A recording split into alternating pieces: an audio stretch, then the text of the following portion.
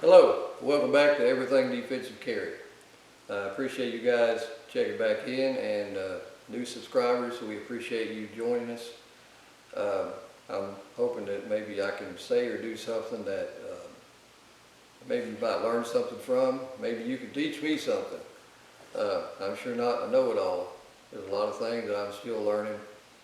But I have been in the firearms community, you know, as far as law enforcement, military, and a lifelong shooter all my life. So I've learned a few things and still hope to learn a few. But anyway, what I want to talk about today was the relevancy of a revolver in 2020. Okay, now this topic has been done upside down and inside out by other people who are probably more credentialed, more qualified, more knowledgeable than I'll ever be. So I'm not going to try to get into all the points of it, but as I was thinking about, you know, the ammo shortage that we're having right now, I was thinking about why a revolver is beneficial to me over a semi-auto. Okay, as a hand loader, if you're a hand loader, I mean, you just got to love a revolver. Okay, a revolver to a hand loader is, I don't know, it's like a craftsman wrench to a mechanic. And the reason I say that, probably the best way for me to illustrate it is to show you that this is a box of 38 special ammo. Now, most of them shot up. These are all empties.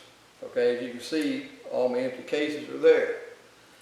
The good thing about a semi-auto, or not a semi-auto, but a revolver, is that, you know, when you are finished, when you're finished firing the gun, and you fire your cylinder, your cases are right here. They're easy to keep, and that's a main advantage of a revolver over a semi-auto, because I was just out shooting my 1911. I think it was yesterday or the day before. I shot a few magazines out of it. Well, you can see half that box is empty. Half of that box is brass that's laying out there at the top of my yard somewhere that I haven't found yet. Now, that may not seem like a big deal for people who really don't hand load, but here's the thing. Brass is the most expensive component of hand loading. Okay? It could run, depending on the caliber, it could run, you know, $23, $24, $25 for a bag of 100 to a virgin brass to more than that, the bigger the caliber is. But that brass can be used over and over and over and over and over and over. Okay, and the more you use it, the more you're saving. So this box of ammo, 38 special ammo, this is about a mid-level load, 158 grain. Lead semi-wad cutter, doing about 750 out of a snub nose and about 850 out of a 4-inch model 64. Okay, if you tried to buy ammo of that quality and that power in the store, you'd probably end up paying, you know, I don't know, probably $20, $30 a box. I really don't know. I haven't bought 38 special ammo in a long time, but it can get very expensive. Well, I dare you to try to find some.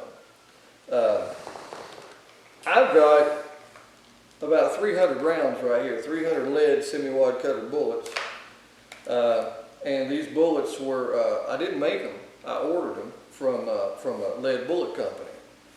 For 500 lead bullets, 158 grain lead semi-wad cutter, for 500, I think I paid around $35. 500 bullets for $35. So, you know, I reloaded this box of ammo, like I said, I think for $4.50, $5, 6 or under. I'm just estimating, but pretty darn cheap. So that's one of the main reasons that I think a 38 revolver, whatever your caliber you choose, I think that in 2020, it's a very, very relevant choice, especially if you like to shoot. I can load my defensive ammo, I can buy Hornady XTPs, I can buy Spear, I can buy, you know, Sierra, different, you know, Nosler. These are jacket hollow points. These are high grade premium jacket hollow points. This isn't junk, okay? And I can buy a box of those by the 100, I think for about $22, $23 for 100, and assemble them at home. And instead of having to spend that much money for just one little teeny 20-round box of ammo, I've got 100 rounds of ammo for not much over the same price. So revolvers are very relevant in that regard. And you know, here's something else. People talk about revolvers, they talk about them like they're some type of, you know, one of these old wheel lock or flintlock handguns of the colonial days. You know, you get one shot and then that's it. And I mean, that's ridiculous how some people think about revolvers. I mean, a revolver is a repeating arm. It's a repeating arm just as much as a semi-auto. Every time pull the trigger, you get a bang, you get a shot. Of course, until you exhaust the cylinder, and that's where the differences begin. But I don't want to go into all that, because there's a lot of people out there that are better at that than I am, I'm sure. But, you know, it's a shame that people look at a revolver as something that is archaic or not, you know, not valid today in the age of semi-autos and these polymer wonders. Don't get me wrong, I love my Glocks, like my 1911s, but let's face the facts, you know. A revolver is still relevant today for a lot of reasons, and if you can't find ammo, other than the fact that it's because you didn't plan ahead, you could be making your own. And you know something else about a revolver? It does have a little double action trigger pull. It is harder than a Glock. It's more difficult to manage, you know, than a semi-auto. But you know what? Everything that you learn out of trigger control and sight alignment sight picture, everything you learn with this transfers over to a semi-auto. So anyway, fellas and gals out there, I just wanted to share that with you. Those are my thoughts on why I think that the revolver is probably one of the most versatile, the most useful, you know, sidearms, handguns, whatever you want, whatever way you want to call it, today. They're not archaic. They have a place, and people like me and other hand loaders, while other people are out there running around trying to you know, buy ammo and paying 10 times what it's worth for a 9mm or a 40 or whatever, we're breaking out the revolvers and we're loading 50 rounds a box for about $4.50 a box, and we're having all the ammo that we want. We're shooting all we want every day. We shoot 50 or whatever we want to shoot, and we go back and we reload more.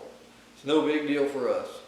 So you might want to keep that in mind, you know, the next time you have an opportunity to, after all this is over with, when the ammo dries up for your automatic pistols, your semi-automatic pistols, go down to the reloading bench and start cranking out some hand loads, and you keep on shooting while everybody else is stressing about the price and the availability of 9mm. So anyway, guys, gals, I'll leave it at that. Thank you for tuning in. Appreciate the new subscribers. Hopefully we can put out some material that's useful, that has at least something that you can take and, you know, get some good use out of. Give me your feedback. Okay, I gave you my reasons why I think the revolvers are relevant for 2020. And if you don't agree, feel free to share that, okay? There's no cupcakes here. We're not going to get mad. We're not going to try to get argumentative. I really like to hear everybody else's opinions on things and get their viewpoints on them, because it helps me. I don't know it all, you know. So anyway, thank you, and we'll see you on the next one.